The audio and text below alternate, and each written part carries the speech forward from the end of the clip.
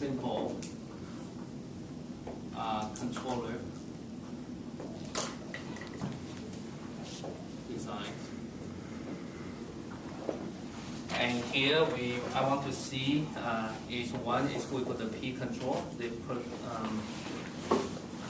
proportion control, or sometimes people say the position control. P is proportional.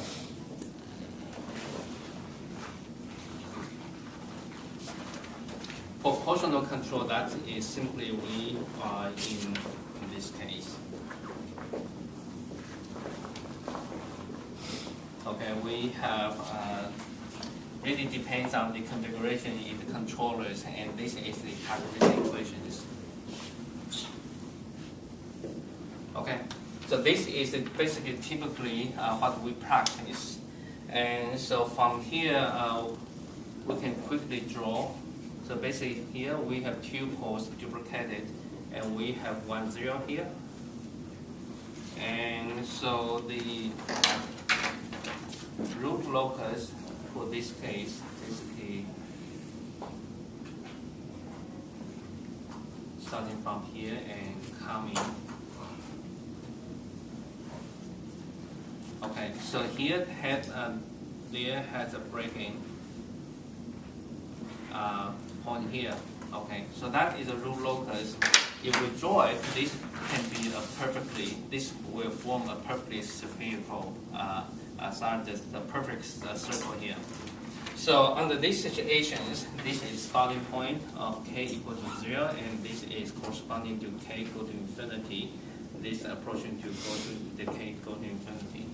So from here, basically, this one showing all the possible the values for the roots corresponding to different value of the k.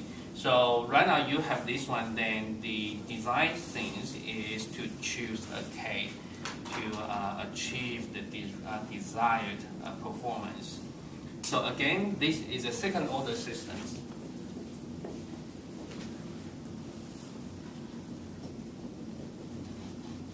The second order systems, basically, again, let me rewrite that equation is s squared plus k times s plus 1 equal to 0, or s squared plus ks plus k equal to 0.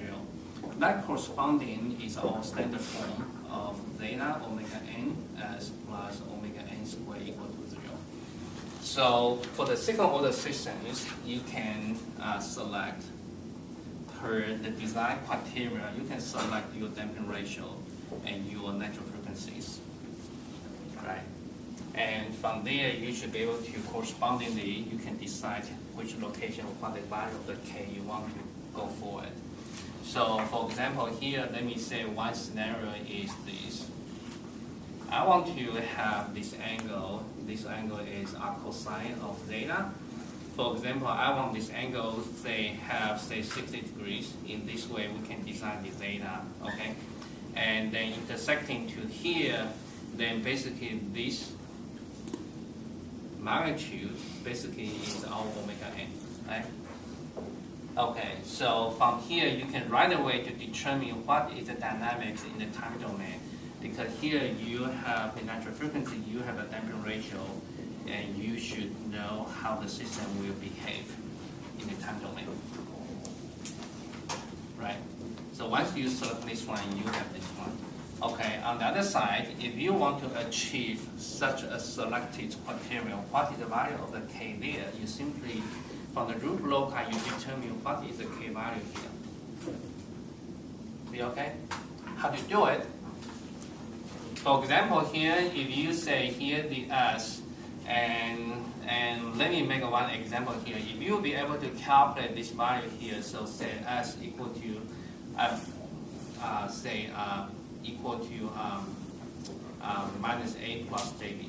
Okay, so the value of a and the value of b you can determine from the selection here. That is a calculated value.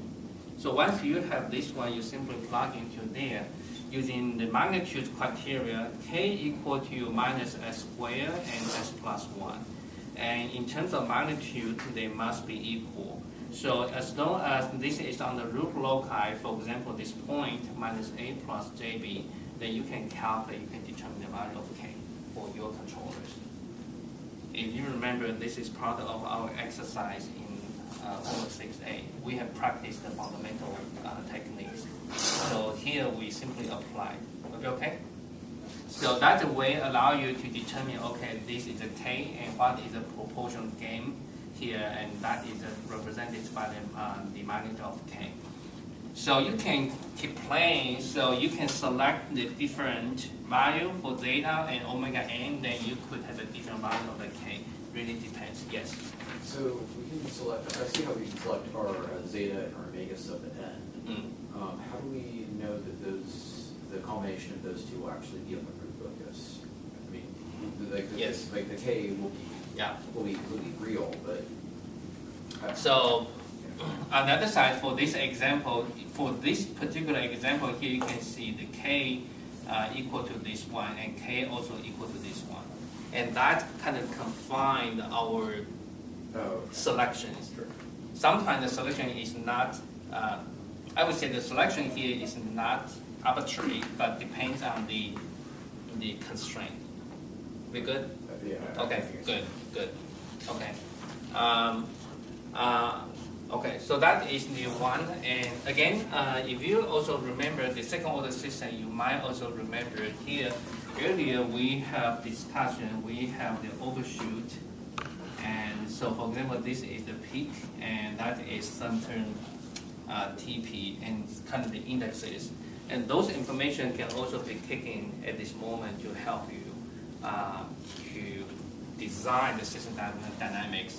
Because right now on this point, from this point onward, when we talk about the design, and then many times the solution is open.